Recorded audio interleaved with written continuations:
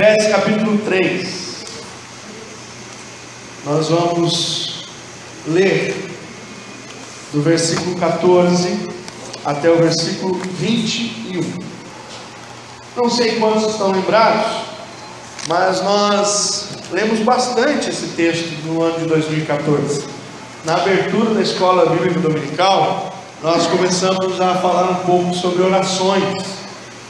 E uma das orações que eu trouxe para nós meditarmos foi essa oração que Paulo faz do versículo 14 até o versículo 20. Será a nossa mensagem nesta noite. Vamos orar, vamos ler a palavra do nosso Deus. Por essa razão, ajoelho-me diante do Pai, do qual recebe o nome toda a família nos céus e na terra. Oro para que, com as suas gloriosas riquezas, Ele os fortaleça no íntimo do seu ser, com poder, por meio do seu Espírito, para que Cristo habite no coração de vocês, mediante a fé. E oro para que, estando arraigados e alicerçados em amor, vocês possam, juntamente com todos os santos, compreender a largura, o comprimento, a altura e a profundidade, e conhecer o amor de Cristo, que excede todo conhecimento, para que vocês sejam cheios de toda a plenitude de Deus. Aquele que é capaz de fazer infinitamente mais do que tudo o que pedimos ou pensamos, de acordo com o seu poder que atua em nós. A Ele seja a glória na igreja e em Cristo Jesus por todas as gerações, para todo o sempre. Amém. Vamos orar. Senhor, nós te louvamos por esta noite, pela tua palavra lida, e reconhecemos, ó Deus, que precisamos do teu Espírito nesta hora, para que o Senhor fale aos nossos corações. Senhor Jesus, tem misericórdia de nós, abre os nossos olhos, para que possamos ver a verdade da tua palavra. Convence-nos, ó Deus, para que nós não sejamos convencidos pela carne, mas pelo teu Espírito. É o que pedimos, oramos, em nome de Jesus. Amém. Quero nessa noite terminar a nossa mensagem em Efésios 3, falando sobre propósitos para 2015.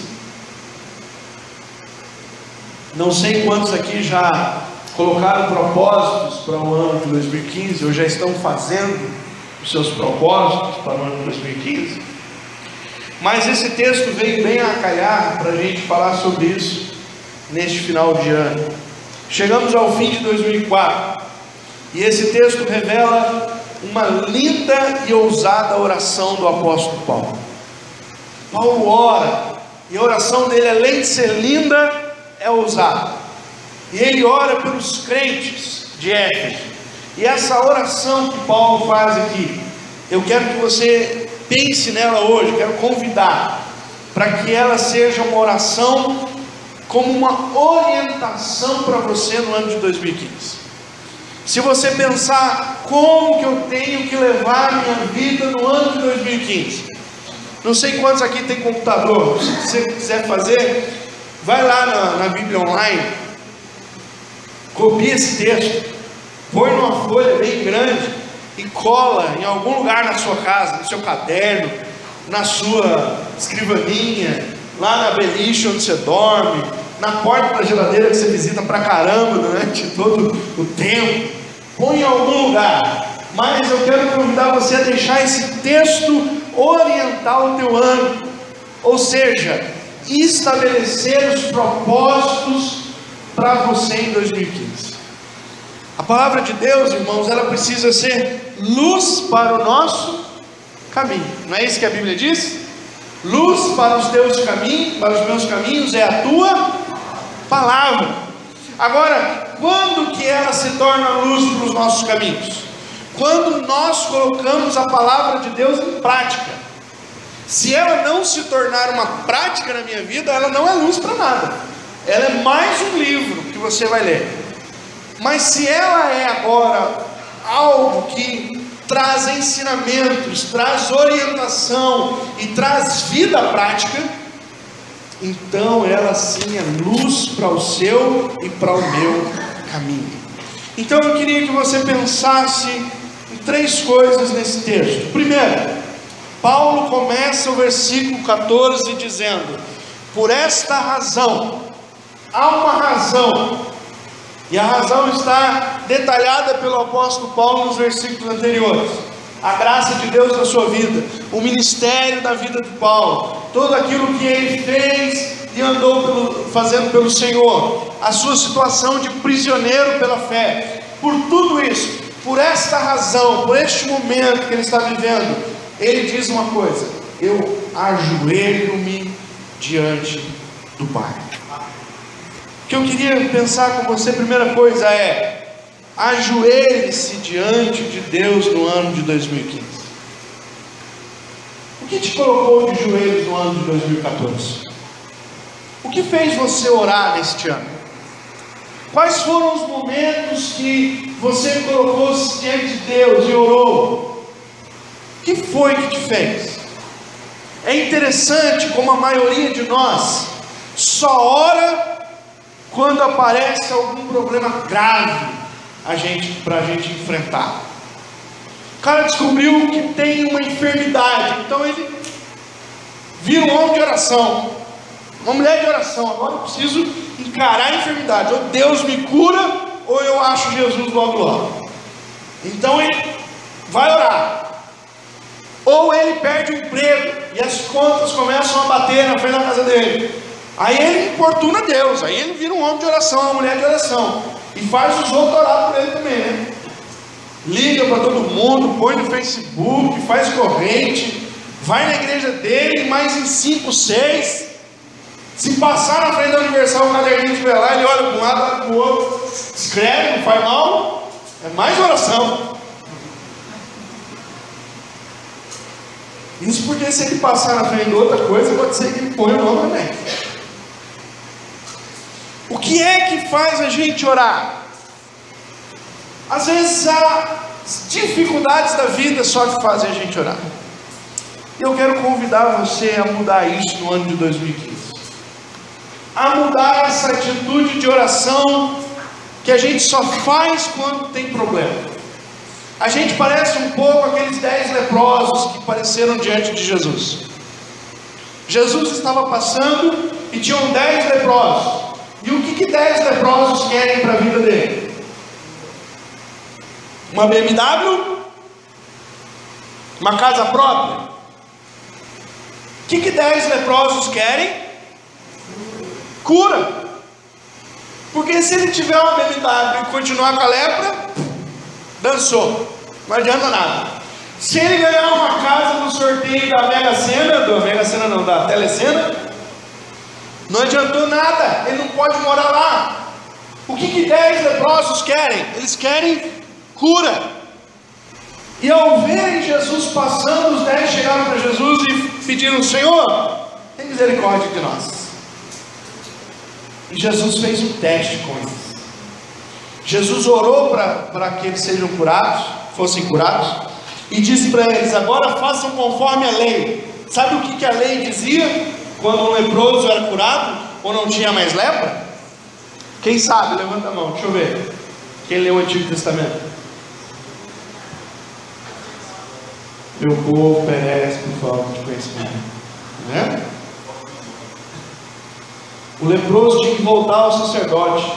O sacerdote ia olhar a sua pele para ver se ele tinha sido curado, porque se ele não tivesse sido curado, ele não podia entrar mais na cidade dele, ele não podia morar na casa dele, ele não podia abraçar os filhos dele, ele não podia viver com a mulher dele. Ele vivia num lugar da cidade de leprosos.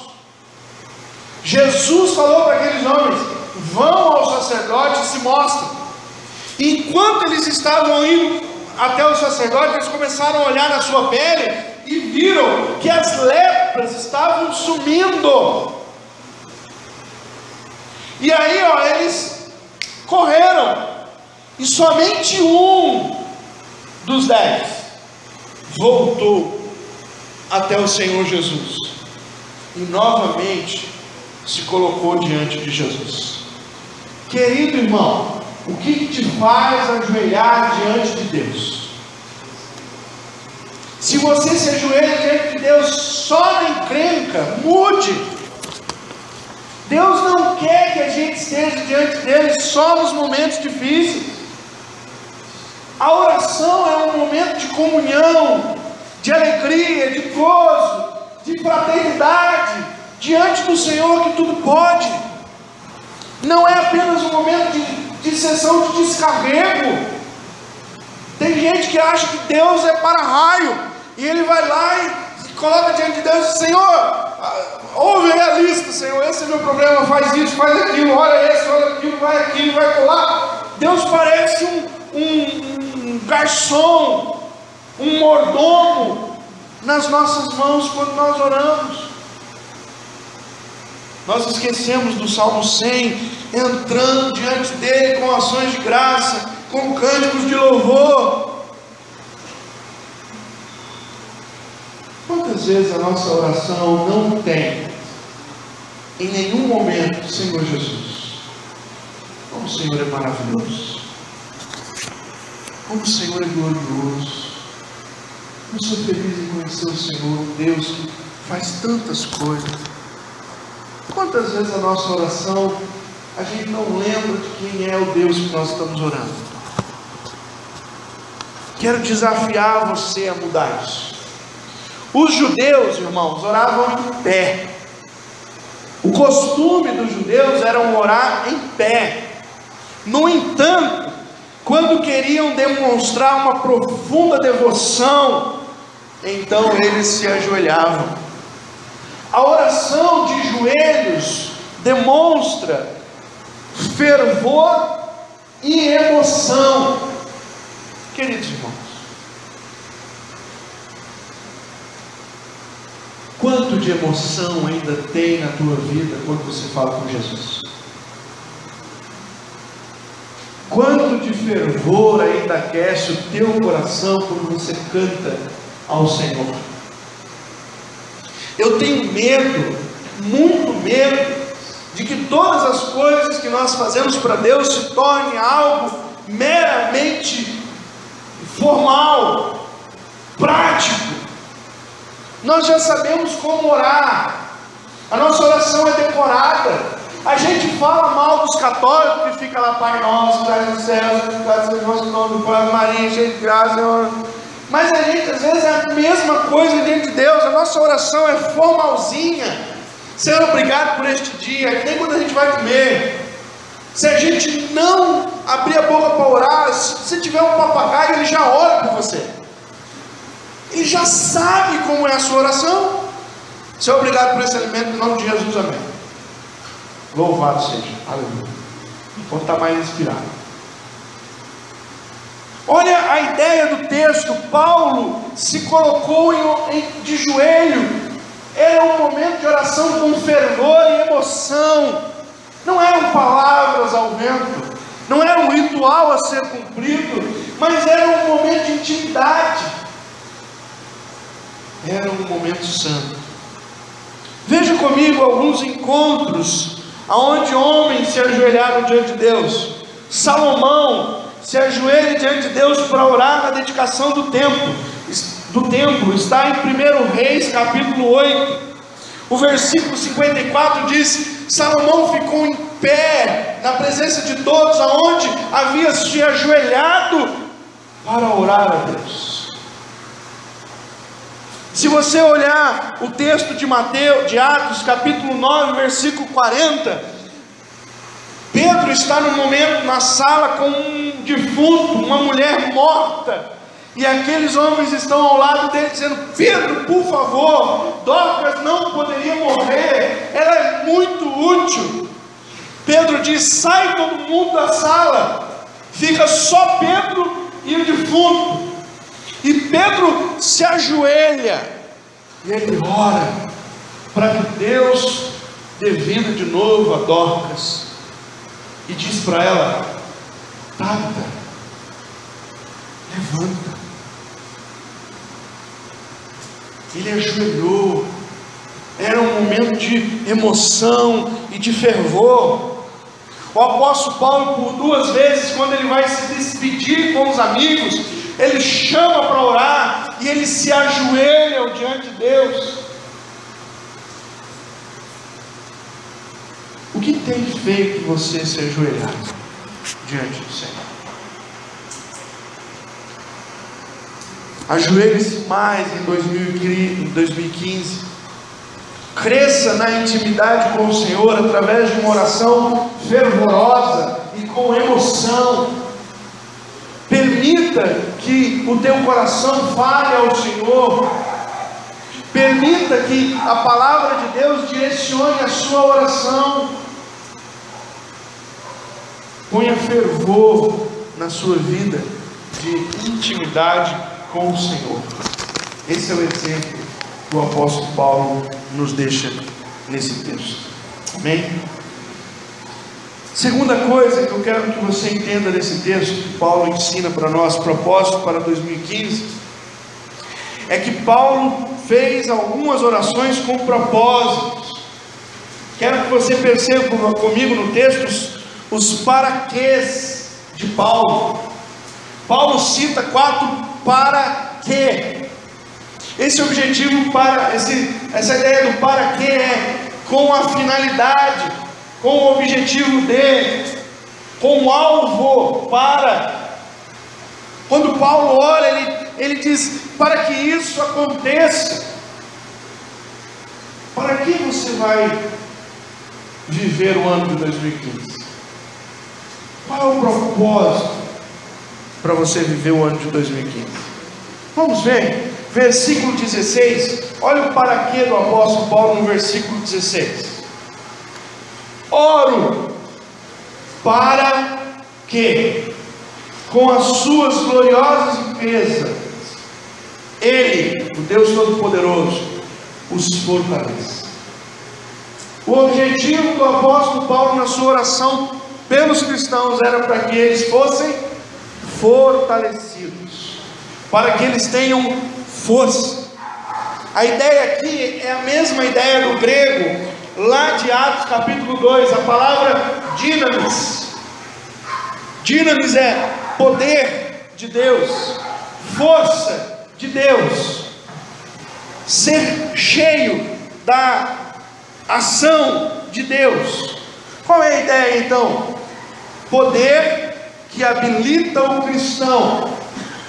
Eu e você, irmãos, sem Jesus, somos totalmente fracos. Não há em nós força para fazer coisa nenhuma. Sabe qual é o grande erro de nós crentes? Que nós queremos muitas vezes viver a vida cristã na nossa força, e aí a gente se decepciona. Sabe por quê? Na minha força eu não consigo ser melhor. Eu não consigo.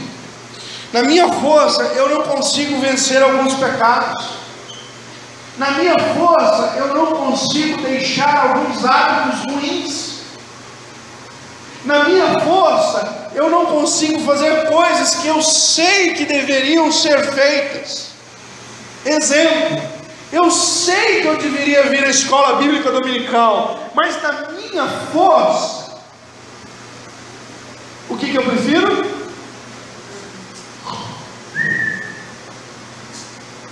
Estou cansadão. Eu mereço um tempo de descanso. Eu mereço. Na minha força, irmão, eu não venho em nenhuma vigília que eu, pastor, marco aqui. Na minha força eu não venho.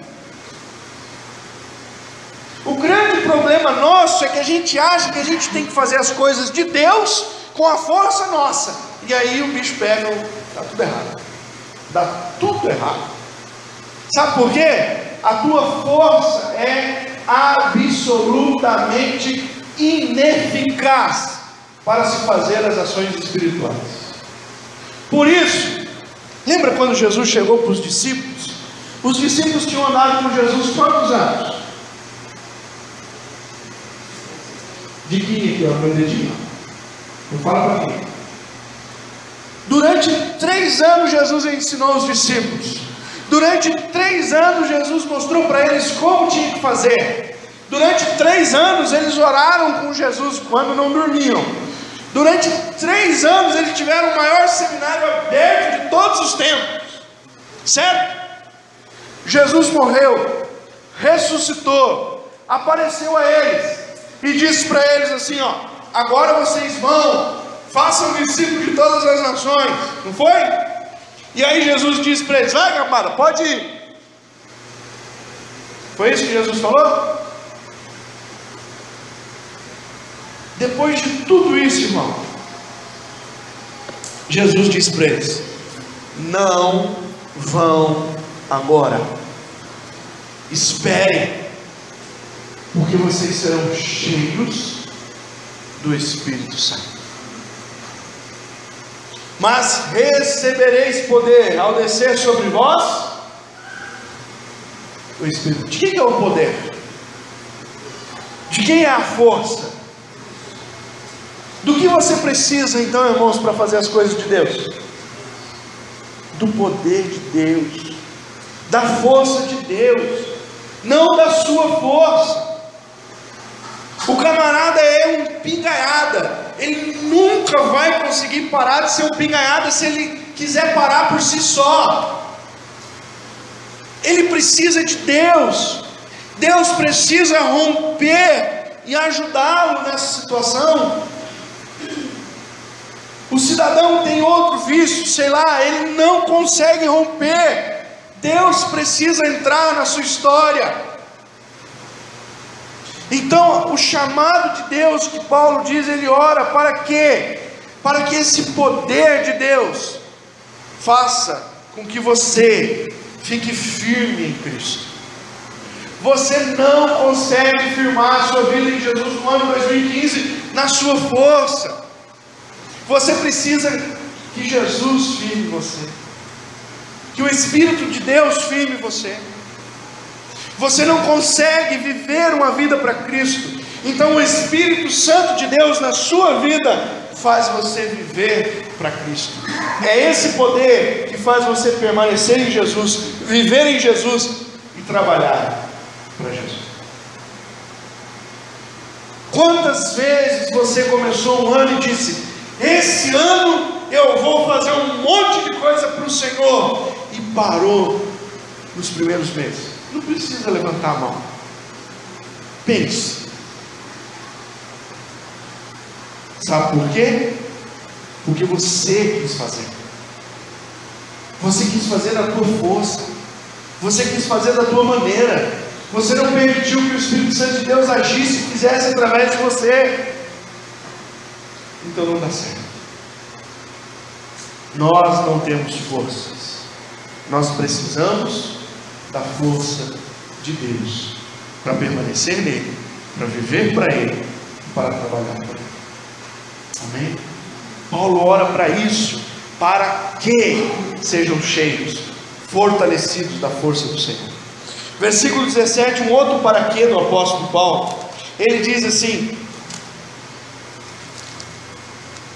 para que Cristo habite no coração de vocês. Para que Cristo habite, a ideia aqui é para que Cristo habite plenamente no coração de vocês pela fé. Alguém aqui já viu um folheto muito antigo, da época do Alexandre,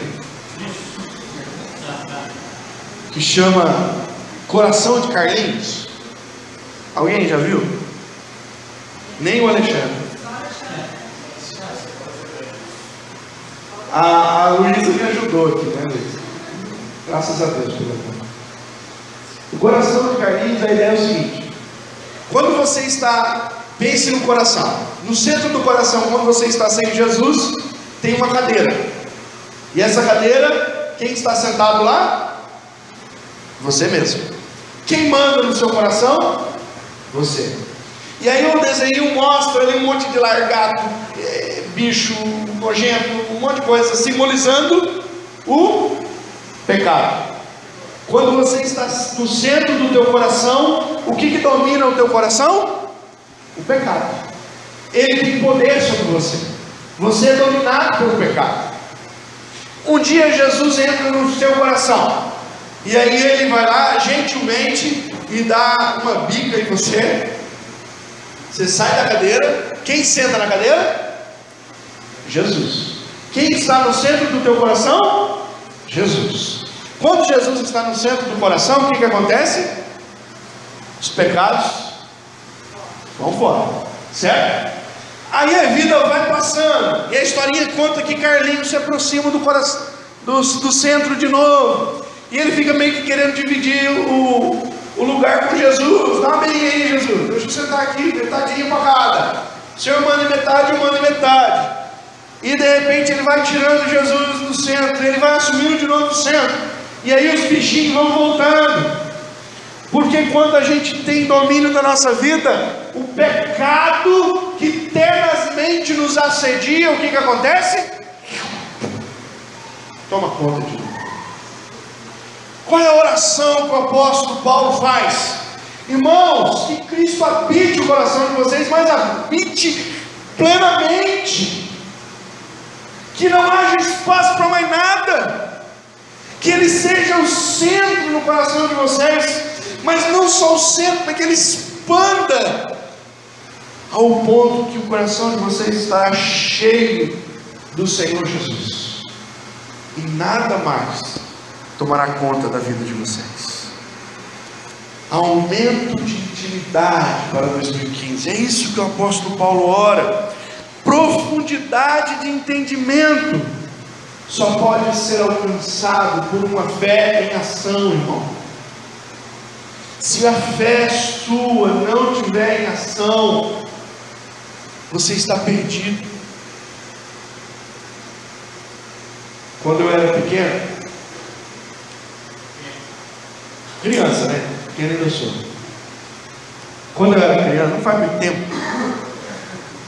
mas a gente tinha uma brincadeira no colégio, antigamente, de mostrar um muque, não? Aí ficava lá, fazia aquela força e subia aquele cabo, né? E aí ficava lá os meninos, aperta aí pra você ver. Tava forte. E o músculo, a gente aprende com o tempo, que se você não usar o músculo, ele vai se tornando flácido. E de repente você faz assim para mostrar o muque, e ele passa para o lado de baixo, negativo. Cai. Por quê? Porque você não está fazendo nada para que o músculo possa estar bombado, bonitão, que nem esses caras que ficam na academia aí, depois ficam tirando fotinho para pôr no Facebook, na frente do espelho, assim, ó. Estou falando de mim mesmo, que eu tirei lá.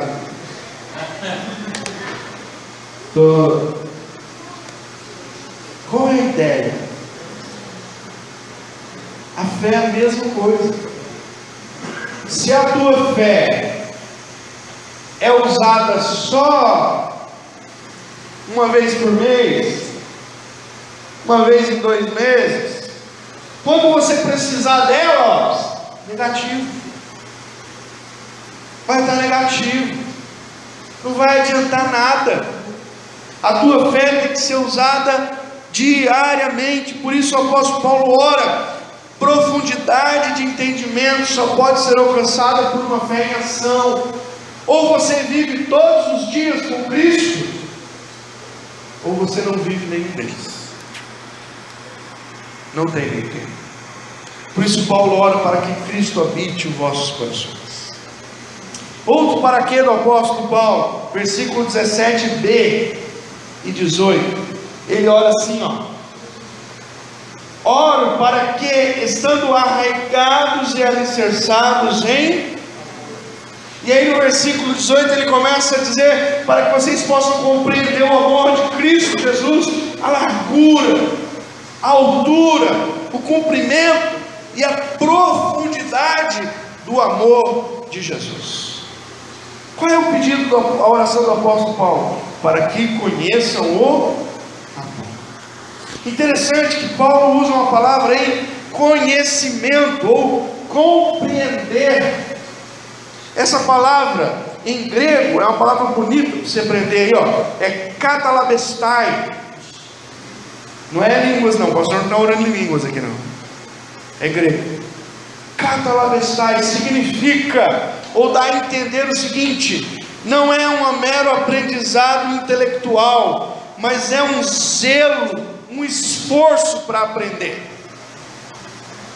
Eu não consigo aprender o amor de Jesus só no intelecto.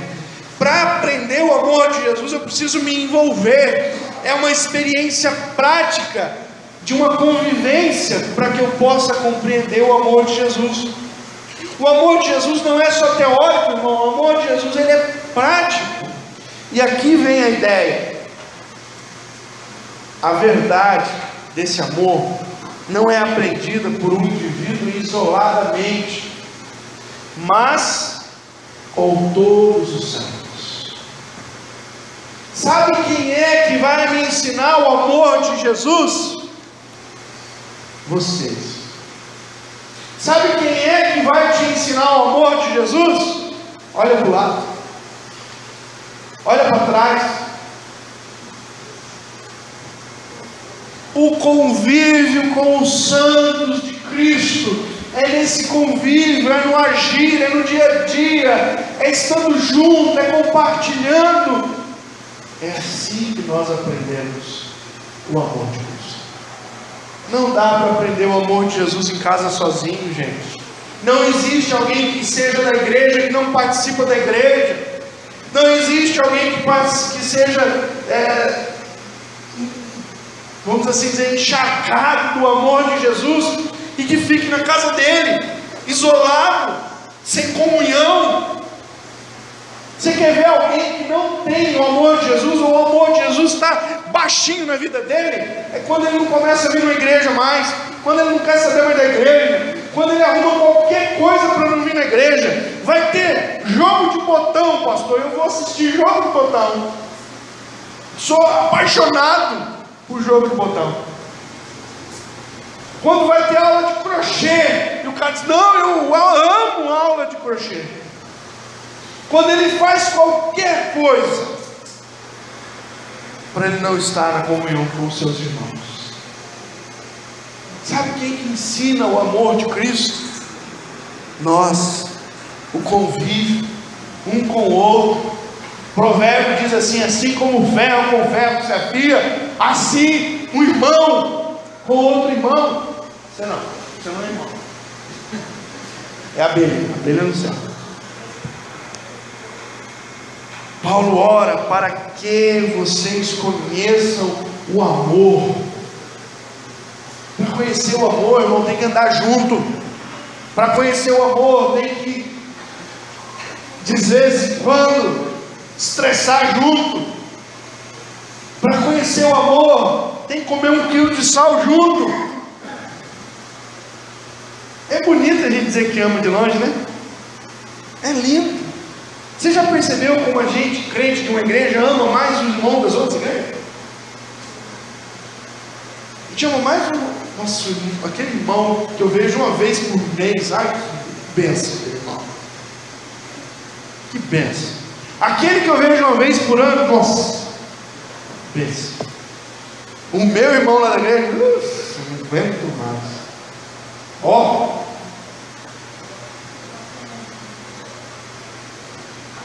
É a convivência com os santos. Por último, para quê? Versículo 19: para que vocês sejam cheios de toda a plenitude de Deus. Paulo ora para que você possa receber o máximo do poder de Deus, para que você possa ser a habitação plena de Deus, para que você seja realmente cheio da presença de Deus. Nós vamos ver isso lá em Efésios, lá no capítulo 5, depois, mais à frente, quando ele ora: sejam cheios do Espírito Santo. Ser cheio do Espírito Santo, irmão, não é uma atividade passiva. Tem gente que acha que vai ser cheio do Espírito Santo. Ah, pastor, o dia que Deus quiser eu vou ser cheio do Espírito Santo. Eu não estou sentindo ainda. Você já tentou evangelizar alguém que disse assim: não, na hora certa eu vou, Deus não está me chamando agora? Já ouviu esse papinho para poder dormir? Não, todo mundo tem uma hora de ir, e agora a minha hora ainda não chegou. Quando chegar a minha hora eu vou. Eu já ouvi esse papo um monte de vezes. Às vezes nós fazemos a mesma coisa com os crentes, como crentes. Sabe o que nós fazemos? Ah, irmãos, busca o Senhor. Não, o Senhor enche quando Ele quiser. Esse negócio de buscar não está com nada. Paulo ora para que os irmãos sejam cheios da plenitude do Espírito Santo. Mas para você ser cheio da plenitude do Espírito Santo, você precisa responder em fé à ação de Deus no Senhor. Queira isso em 2015. Tenha como propósito os paraquês que o apóstolo Paulo diz. E por último, irmãos, propósito para 2015. Paulo termina a oração com nós chamamos de oração de adoração. Ou se você quer uma palavra mais bonita, em grego é doxologia. Olha que chique. É um momento que se para adorar a Deus por aquilo que Ele é. E aqui eu queria que você entendesse. Embora o pedido do Paulo seja muito ousado, Paulo pede coisas aqui impressionantes. Paulo pede para que você seja tão cheio do Espírito, mas tão cheio do Espírito, mas tão cheio do Espírito, que não haja lugar mais para você, só para o Espírito. Ele pede para que você seja morada plena de Deus, ao ponto de quando você andar, o Espírito de Deus está andando. É isso que Paulo ora. É uma oração ousada, mas ele termina dizendo para quem ele está orando. E aí ele diz: aquele, esse A é craseado, não é aquele não, é aquele que é capaz de fazer, aquele que é poderoso para fazer infinitamente mais. Paulo está dizendo: eu sei que Deus pode fazer tudo isso na vida de vocês, porque Ele pode fazer infinitamente mais. E então ele termina orando dizendo: a Ele seja glória na igreja e em Cristo Jesus. Minha última palavra é: tenha um propósito de 2015 em ser um adorador do Senhor. Adore a Deus em todo o tempo. Nós somos muito ruins, irmãos, para adorar a Deus. Muito ruins. Tanto em casa como na igreja. Às vezes o louvor está tocando, o pessoal está cantando, a letra está passando ali, e a gente está pensando na fase da Candy Crush, pensando no problema que nós vamos ter que resolver amanhã. Nós não damos atenção que é um momento em que Deus está presente, irmãos. Quando estiverem 2 ou mais reunidos no meu nome, eu estarei. Qual é o tipo de adoração que nós estamos prestando ao Senhor? Paulo ora para que em 2015, Paulo ora para que os seus irmãos mudem isso, que isso seja diferente na vida deles. E que seja a nossa oração para que em 2015 nós também tenhamos como propósito sermos adoradores do nosso Deus. Oração de adoração. Paulo termina dizendo ao Senhor: a Ele seja glória. Como é que está a sua vida hoje? Diga ao Senhor seja a glória. Como é que está a tua igreja hoje? Ao Senhor seja a glória na igreja e em Cristo Jesus. Não há espaço para nenhuma outra glória a não ser a glória daquele que pode fazer infinitamente mais de tudo que pedimos ou pensamos. Infinitamente mais. Quero terminar orando por nós, para que esses propósitos de 2015 se cumpram na minha vida e na sua vida. Que a gente não largue isso em janeiro. Que esse texto não seja mais um da nossa vida que fique lá atrás, mas que firmemos um propósito diante de Deus, de termos uma vida de oração de alguém que ora de joelhos. Joelhos é metáfora, é um exemplo para dizer alguém que ora com emoção, com fervor, alguém que tem prazer da presença de Deus. É disso que precisamos. De alguém que sabe para que viver em 2015. Quando alguém perguntar para que você está vivendo em 2015, nós não nos preocupamos mais por quê, irmão. Não é porque eu estou vivendo, mas é para que eu estou vivendo. Então, para quê? Para que vocês sejam fortalecidos, haja o poder de Deus na vida de vocês. Para que Cristo habite plenamente no coração de vocês e não haja espaço para mais nada. Para que vocês conheçam o amor que é visto na vida em comunidade e não na vida isolada. E para que vocês sejam cheios de toda a plenitude de Deus, ao ponto de quando vocês andarem, o Espírito de Deus está andando no meio dos homens. Paulo diz isso, a plenitude não é pouco. Para que então consagremos todo o nosso ser ao Senhor. E para que o fim disso, irmão, seja uma vida que adora o Senhor. Uma vida que adora o Senhor em todo o tempo. Amém? Feche teus olhos, curva sua cabeça. Vamos orar, meus irmãos.